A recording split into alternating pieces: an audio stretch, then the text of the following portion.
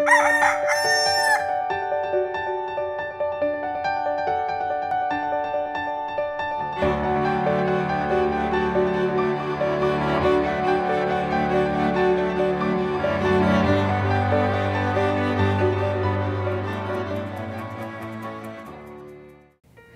umaga mga kapamilya. Magkape at pandasal muna tayo. Ako si Risa Singson Kaupeng, Editor-in-Chief ng Kirigma Magazine. Teenager lang ako nung sinama ko ng mami ko sa isang prayer meeting na may mga kabataan at magandang Christian music. Buo ang banda nila at unang beses pa lang ata ako nakarinig ng drums sa awit na pangmisa.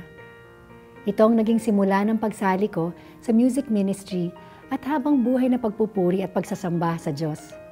Nung umpisa, kumakanta lang ako. Pagkalipas ng ilang taon, nag-umpisa akong mag-lead ng worship. Sa taon-taon kong pagiging music minister, natutunan ko na ang pagsamba sa Diyos ay hindi tungkol sa pagtugtog ng instrumento o pag-awit sa tamang tono. Hindi ito nasa pagtaas ng kamay o magagandang musikang nagdadala sa iyo sa langit.